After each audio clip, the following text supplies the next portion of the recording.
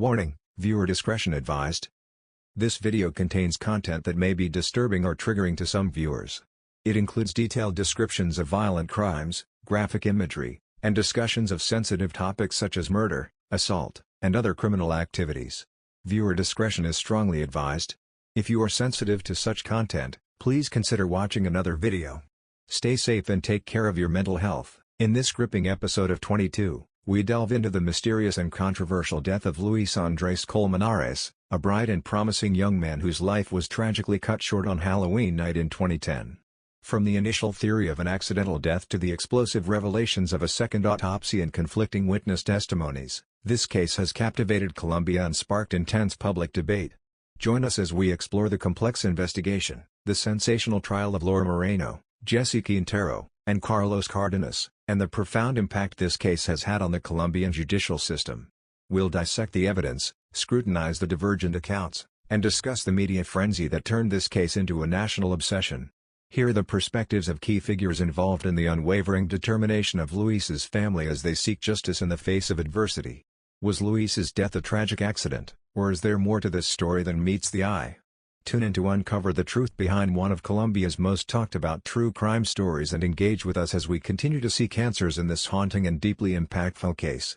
Stay curious, stay informed, and join us in the quest for truth and justice in the case of Luis Andrés Colmenares. Welcome to 22, the podcast that delves into the most perplexing and riveting true crime cases from around the world. Today, we're exploring a case that has captivated Colombia and ignited intense media scrutiny and public debate. This is the story of Luis Andrés Colmenares, a bright young man whose life was tragically cut short on Halloween night in 2010. Was it a tragic accident, a calculated murder, or something even more sinister? The mysterious circumstances of his death have left many questions unanswered and sparked a series of controversial investigations and trials. In this episode, we'll dissect the events of that fateful night, the ensuing investigation, and the relentless pursuit of justice by Luis's family and supporters. We'll scrutinize the evidence, consider the theories, and discuss the profound impact this case has had on Colombian society. Join us as we delve into the mysterious death of Luis Andrés Colmenares, a case that continues to intrigue and provoke speculation years after it unfolded. Stay tuned as we uncover the facts and delve into one of Colombia's most compelling true crime stories. Luis Andrés Colmenares Escobar was born on May 23, 1990, in Villanueva, a small town in La Guajira, Colombia. As the eldest son of Oneida Escobar and Luis Colmenares, he demonstrated a remarkable academic aptitude from a young age, particularly in mathematics and science. His dedication to his studies led to his acceptance into the prestigious Universidad de los Andes in Bogotá, where he pursued a degree in industrial engineering. His passion for this field, combined with his commitment to his studies, earned him a reputation as a diligent and ambitious student. Yet, Luis Andrés was far more than a dedicated student. Known for his charisma and infectious humor, he was often described as the life of the party, capable of lighting up any room. Active in his community, he participated in various extracurricular activities and sports, especially soccer, which he played with enthusiasm and skill.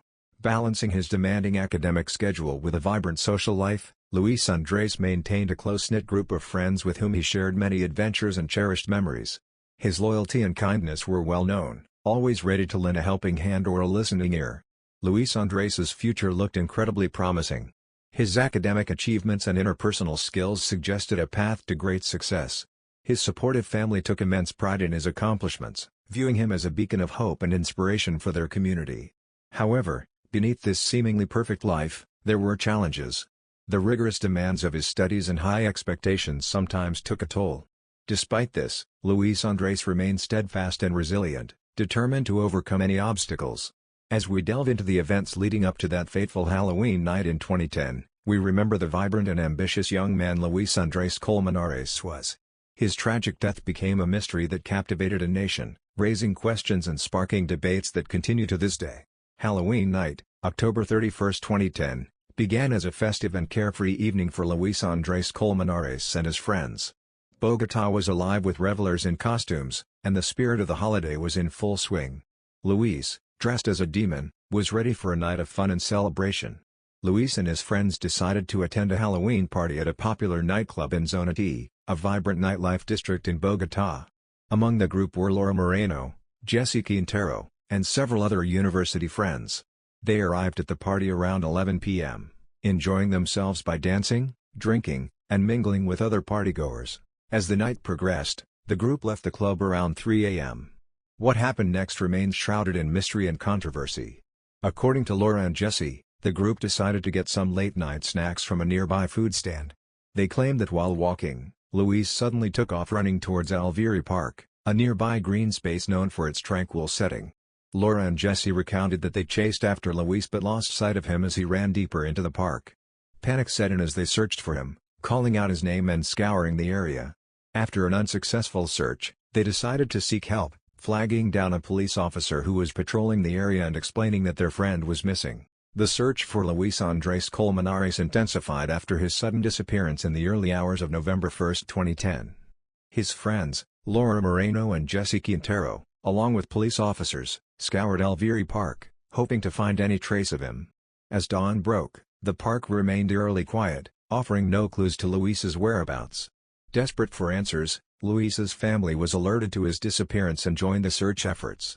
They coordinated with local authorities and organized search parties, leaving no stone unturned. The park, known for its lush greenery and winding streams, was thoroughly examined. Initially, the focus was on the water bodies within the park, as it was believed Luis might have fallen and injured himself. The breakthrough came on November 2, 2010, when Luis's body was discovered in a drainage canal within Alvieri Park. The grim discovery sent shockwaves through his family and friends. Luis was found lying face down in the canal, a sight that immediately raised questions about how he ended up there. The search for Luis Andrés Colmenares intensified after his sudden disappearance in the early hours of November 1, 2010. His friends, Laura Moreno and Jesse Quintero, along with police officers, scoured Alvieri Park, hoping to find any trace of him. As dawn broke, the park remained eerily quiet, offering no clues to Luis's whereabouts. Desperate for answers, Luis's family was alerted to his disappearance and joined the search efforts. They coordinated with local authorities and organized search parties, leaving no stone unturned. The park, known for the official report from the Bogotá Metropolitan Police, suggested that Luis had likely fallen into the canal during the night, possibly due to disorientation or intoxication. Initial assessments proposed that he might have slipped, hit his head, and drowned. However, this explanation was met with skepticism from Luis's family, who believed there was more to the story. Luis's father, Luis Colmenares Sr., and his mother, Oneida Escobar, were vocal in their disbelief of the accidental death theory. They pointed out inconsistencies and demanded a thorough investigation. Their anguish and determination turned into a relentless pursuit for the truth, which would uncover a series of shocking revelations. As we move forward in our exploration of this case, we will delve into the subsequent investigations, the trial, and the various theories that have emerged. The discovery of Luis Andrés Colmenares' body was just the beginning of a complex and deeply troubling mystery that continues to haunt those who seek the truth about his untimely death. As lush greenery and winding streams was thoroughly examined. Initially, the focus was on the water bodies within the park, as it was believed Luis might have fallen and injured himself. The breakthrough came on November 2, 2010, when Luis's body was discovered in a drainage canal within Alvieri Park. The grim discovery sent shockwaves through his family and friends. Luis was found lying face down in the canal, a sight that immediately raised questions about how he ended up there. Following the discovery of Luis Andrés Colmenares' body, the investigation into his death quickly turned toward controversy and complexity. Initially, the Bogotá Metropolitan Police suggested that Luis's death was likely an accident, possibly due to slipping, hitting his head, and drowning in the drainage canal. However, this explanation did not satisfy Luis's family, who were convinced there was more to the story. The first autopsy report, conducted shortly after Luis's body was found, concluded that he had died from head trauma and drowning. The report indicated that Luis had sustained injuries consistent with a fall. Despite this, Luis's parents, Luis Colmenares Sr. and Oneida Escobar, refused to accept the findings. Believing their son had been murdered, they began a relentless campaign for a more thorough investigation. Their persistence led to a second autopsy, conducted by independent forensic experts hired by the family. These results contradicted the initial findings, revealing multiple fractures on Luis's skull and other injuries inconsistent with a simple fall. These injuries suggested that Luis had been subjected to blunt force trauma, raising suspicions of an assault. The family's forensic expert, Maximo Duque, a former director of Colombia's Forensic Institute, concluded that Luis's injuries were the result of a violent attack rather than an accident. The stark differences between the two autopsy reports fueled further controversy and prompted the authorities to reopen the investigation. The focus shifted from an accidental death to a potential homicide. The reinvestigation brought new witnesses and testimonies into the spotlight, adding layers of complexity to the case. Their persistence led to a second autopsy, conducted by independent forensic experts hired by the family. These results contradicted the initial findings, revealing multiple fractures on Luis's skull and other injuries inconsistent with a simple fall. These injuries suggested that Luis had been subjected to blunt force trauma, raising suspicions of an assault. The family's forensic expert, Maximo Duque, a former director of Colombia's Forensic Institute, concluded that Luis's injuries were the result of a violent attack rather than an accident. The stark differences between the two autopsy reports fueled further controversy and prompted the authorities to reopen the investigation. The focus shifted from an accidental death to a potential homicide. The reinvestigation brought new witnesses and testimonies into the spotlight, adding layers of complexity to the case. Ayola's testimony painted a chilling picture. He alleged that Luis had been beaten by a group of people before being thrown into the canal. His account implicated Laura Moreno and Jesse Quintero, who were with Luis on the night he disappeared. According to Ayola, Laura and Jesse were not just passive witnesses but active participants in the events leading to Luis's death. The new investigation also scrutinized the actions and statements of Laura Moreno and Jesse Quintero. Both had maintained that Luis had run off suddenly and that they had lost sight of him in the park. However, inconsistencies in their stories and the emergence of Ayola's testimony raised suspicions. The prosecution argued that Laura and Jesse were involved in a cover-up to hide the true nature of what happened that night. In addition to Ayola's testimony, the investigation uncovered other pieces of evidence suggesting foul play. Cell phone records, witness statements, and forensic analysis all pointed towards the possibility that Luis's death was not an accident. The pressure mounted on the authorities to hold those responsible accountable, leading to the arrests of Laura Moreno and Jesse Quintero on charges of aggravated homicide and false testimony. Carlos Cardenas, another key figure in the investigation, was also implicated. He was accused of participating in the assault on Luis, although he maintained his innocence. The involvement of Cardenas, who came from a wealthy and influential family, added another layer of complexity to the case. His legal team argued that he was being unfairly targeted due to his social status. The second investigation was marked by intense media scrutiny and public interest. The case became a national obsession, with every new development making headlines. Public opinion was sharply divided, with some believing in the innocence of the accused and others convinced of their guilt. The case also sparked debates about the integrity of the legal system and the influence of wealth and power in judicial proceedings. As the case moved towards trial, the new evidence and testimonies gathered during the second investigation formed the crux of the prosecution's case. They argued that Luis had been brutally assaulted and that the accused had conspired to cover up the crime. The defense, on the other hand, sought to discredit the new witnesses and cast doubt on the forensic evidence. The second investigation was a turning point in the quest for justice for Luis Andrés Colmenares. It highlighted the importance of thorough and unbiased investigative work and underscored the family's relentless pursuit of the truth. As we delve into the trial proceedings in the next chapter, we will see how the findings of this investigation played a crucial role in shaping the arguments presented in court and the eventual verdicts that sought to bring closure to this tragic and deeply controversial case. The trial of Laura Moreno, Jesse Quintero, and Carlos Cardenas in connection with the death of Luis Andrés Colmenares was one of the most highly anticipated and closely watched legal proceedings in Colombia's recent history. The courtroom became a battleground where the prosecution and defense presented their arguments, and the nation eagerly awaited the outcome.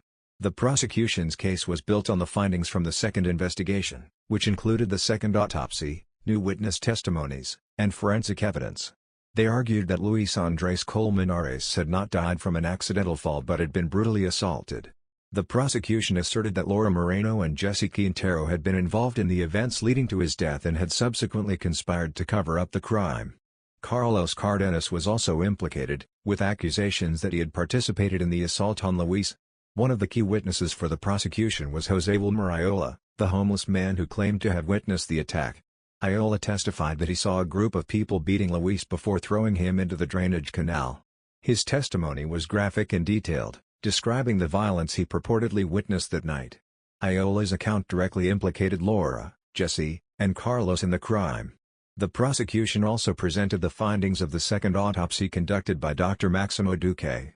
Dr. Duque testified that Luis's injuries were consistent with blunt force trauma and not an accidental fall.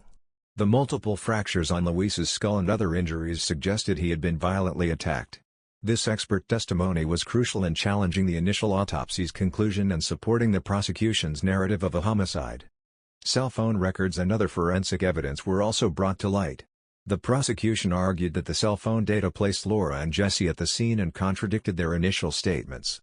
Additionally, the timeline of events as reconstructed from the phone records did not align with the defendant's accounts of that night. The defense, on the other hand, sought to dismantle the prosecution's case by challenging the credibility of the witnesses and the validity of the forensic evidence. They argued that Jose Wilmer Ayala was an unreliable witness, suggesting that his testimony was inconsistent and motivated by external factors, possibly even coercion or financial incentive. The defense also pointed out that Ayala's account had changed several times, casting doubt on its reliability. Regarding the forensic evidence, the defense brought in their own experts to counter Dr. Duque's findings. They argued that the injuries sustained by Luis could still be consistent with a fall, especially considering the rough terrain and potential for multiple impacts. They emphasized that the initial autopsy had been conducted by experienced professionals and that its conclusions should not be disregarded. The defense also focused on the character and behavior of the accused. They portrayed Laura Moreno and Jesse Quintero as responsible and caring individuals who had no motive to harm Luis. Carlos Cardenas's defense team highlighted his good standing and argued that he was being unfairly targeted due to his social status and connection to influential families.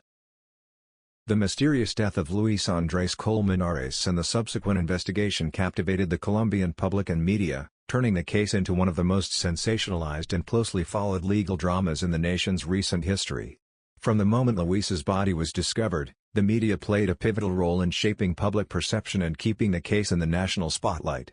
The initial reports of Luis's death, which suggested it was an accident, were met with widespread skepticism, particularly from Luis's family.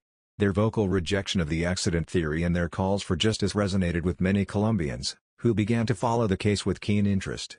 The media extensively covered the family's press conferences, marches, and public statements, amplifying their demands for a thorough investigation. As the case developed and new evidence emerged, the media's focus intensified. The reopening of the investigation, the second autopsy, and the arrest of key suspects provided a steady stream of sensational news. Television networks, newspapers, and online platforms dedicated significant airtime and column space to the unfolding drama. Major news outlets ran detailed stories, interviews with legal experts, and analysis of the case, contributing to the public's growing fascination. Public opinion was sharply divided. On one side were those who believed in the innocence of the accused, viewing them as victims of a flawed judicial system and sensationalist media coverage. Supporters of Laura Moreno, Jesse Quintero, and Carlos Cardenas argued that the evidence against them was circumstantial and that they were being unfairly targeted due to their social status and connections. Social media platforms buzzed with debates, and online petitions and support groups for the accused garnered substantial followings. On the other side were those who stood firmly with Luis's family, convinced that foul play was involved and that justice had not been served. For these individuals, the case was emblematic of broader issues within the Colombian legal system, including corruption, impunity, and the influence of wealth and power. They rallied behind the Colmenares family, participating in protests and vigils to demand accountability and transparency in the investigation. The media's role in shaping the narrative of the case cannot be overstated. Sensational headlines, dramatic reconstructions of the events, and exclusive interviews with key figures kept the public engaged. News programs often featured heated debates between legal analysts, psychologists, and journalists, each offering their interpretations of the evidence and the behavior of the accused. True crime shows and documentaries were produced, further fueling the public's interest and speculation. One of the most controversial aspects of the media coverage was the portrayal of the main suspects, particularly Laura Moreno and Jesse Quintero. Their personal lives, backgrounds, and behavior were scrutinized and often sensationalized. Some media outlets painted them as cold and calculating, while others portrayed them as innocent young women caught in a nightmare. This polarized portrayal contributed to the public's divided opinion and heightened the emotional intensity surrounding the case. The high-profile nature of the trial added another layer to the media frenzy. Every court appearance, testimony, and piece of evidence was reported in real time, with journalists providing live updates and analysis. The trial became a media spectacle, with the public eagerly awaiting each new development. After years of intense scrutiny, conflicting testimonies, and a media frenzy, the trial of Laura Moreno, Jesse Quintero, and Carlos Cardenas reached its conclusion. The courtroom was tense as the judge prepared to deliver the verdicts in the case that had captivated Colombia and sparked widespread debate about justice and social privilege. In December 2017, the court acquitted Laura Moreno and Jesse Quintero of all charges related to the death of Luis Andrés Colmenares. The judge cited insufficient evidence to support the prosecution's case beyond a reasonable doubt. Despite the second autopsy findings and testimonies suggesting foul play, the court found the evidence too inconsistent and the witness accounts unreliable. The prosecution's key witness, Jose Wilmer Ayola, had testified that he saw Luis being assaulted by a group of people, including Laura and Jesse, before being thrown into the canal. However, the defense effectively challenged Ayola's credibility, highlighting inconsistencies in his statements and suggesting potential motivations for fabricating his account. Moreover, the defense argued that the forensic evidence presented by the second autopsy was not definitive proof of a violent attack, but could still be consistent with an accidental fall. Carlos Cardenas had already been acquitted in 2014. His defense team successfully argued that there was no concrete evidence linking him to the alleged assault and that he had been unfairly targeted due to his social status and connections. The acquittals were met with mixed reactions across Colombia. Supporters of Laura, Jesse, and Carlos celebrated the verdicts as a triumph of justice, believing that the accused had been wrongfully implicated due to media sensationalism and public pressure. For them, the court's decision was a vindication of the accused's innocence and a restoration of their reputations. However, for Luis's family and their supporters, the verdicts were a bitter disappointment. Luis's parents, Oneida Escobar and Luis Colmenares Sr., expressed profound grief and anger, feeling that the judicial system had failed their son. They were convinced that Luis had been murdered and that the true circumstances of his death had been obscured by powerful interests and legal maneuvering. The acquittals did not put an end to the public debate surrounding the case. Many Colombians continued to believe in the innocence of the accused, while others were steadfast in their conviction that justice had not been served. The case highlighted deep-seated issues within the Colombian legal system, including the influence of social and economic status on judicial outcomes, and the challenges of ensuring fair trials amidst intense public and media scrutiny. Luis's family remained determined to seek justice. They continued to advocate for further investigation and maintain public pressure on the authorities. Their persistent calls for truth and accountability kept the case in the public eye, making it a symbol of the broader struggle against impunity and corruption in Colombia. The case also had lasting implications for the Colombian judicial system. It prompted discussions about the reliability of forensic evidence, the credibility of witness testimonies, and the potential for media coverage to influence legal proceedings. Legal experts and commentators debated the lessons learned from the Colmenares case, emphasizing the need for reforms to ensure transparency, fairness, and impartiality in the justice system. In the years following the verdicts, the Luis Andrés Colmenares case continued to resonate in Colombian society. It was the subject of numerous documentaries, books, and academic studies, each exploring different aspects of the case and its impact. For many, it remained a poignant reminder of the complexities and challenges inherent in the pursuit of justice. Despite the legal outcomes, Luis's family never ceased to honor his memory. They held memorials, participated in public discussions, and continued to advocate for justice. Their unwavering commitment to uncovering the truth about Luis's death became a powerful testament to their love for their son and their determination to seek justice in his name. The verdict and aftermath of the Luis Andrés Colmenares case underscored the profound impact of legal decisions on individuals, families, and society at large. It highlighted the enduring quest for justice and the need for a fair and thorough judicial process. As Colombia moved forward, the case of Luis Andrés Colmenares remained a symbol of the struggle for truth and accountability in the face of adversity. The tragic death of Luis Andrés Colmenares and the subsequent investigation, trial, and public discourse form a poignant and complex chapter in Colombia's history. This case, filled with conflicting evidence, divergent testimonies, and intense media coverage, has left an indelible mark on the nation's collective consciousness. Luis Andrés Colmenares was a bright, promising young man whose life was cut short under mysterious circumstances. The initial theory of an accidental death was quickly overshadowed by findings from a second autopsy and witness testimonies suggesting foul play. These revelations prompted a reinvestigation and the eventual trial of Laura Moreno, Jesse Quintero, and Carlos Cardenas. The legal proceedings, marked by fierce arguments and high emotions, culminated in the acquittal of all accused parties, leaving many questions unanswered and fueling public debate. The Colmenares case underscored several critical issues within the Colombian judicial system. The discrepancies between the initial and second autopsy reports highlighted the importance of thorough and unbiased forensic examinations. The divergent witness testimonies and the challenges in assessing their credibility emphasized the complexities of relying on human accounts in legal cases. The intense media coverage demonstrated the power of the press to shape public perception and influence judicial proceedings, sometimes to the detriment of objectivity. Moreover, the case brought to light the influence of social and economic status in legal outcomes. The involvement of individuals from influential backgrounds raised concerns about the fairness and impartiality of the justice system, leading to calls for reforms to ensure greater transparency and accountability. For Luis's family, the acquittals were a devastating blow, but they remained steadfast in their pursuit of justice. Their tireless advocacy kept the case in the public eye and highlighted broader issues of judicial reform and accountability. The family's determination to seek the truth about Luis's death became a symbol of resilience and the fight against impunity. In the years following the trial, the Luis Andrés Colmenares case continued to resonate in Colombian society.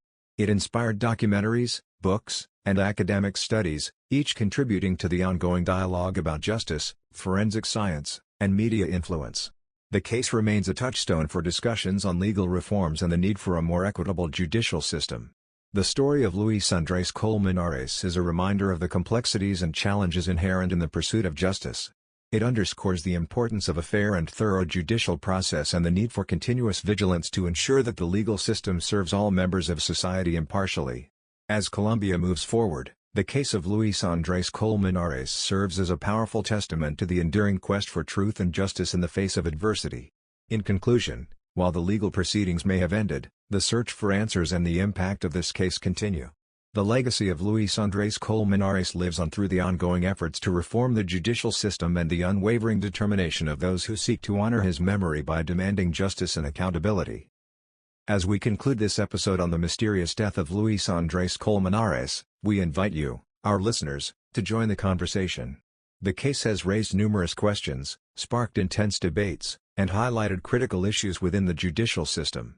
Your thoughts and perspectives are invaluable as we continue to explore this complex and deeply impactful story. What do you think happened to Luis Andrés Colmenares? Do you believe justice was served with the acquittals, or do you think the truth still remains hidden? Share your theories and opinions with us in the comments or on Instagram. Thank you for joining us on this journey through the case of Luis Andrés Colmenares. We appreciate your support and engagement. Together, we can continue to seek justice and uncover the truth behind the most perplexing true crime stories. This has been 22, where we explore the mysteries of true crime and seek justice for those who can no longer speak for themselves. Until next time, stay curious, stay informed, and stay safe.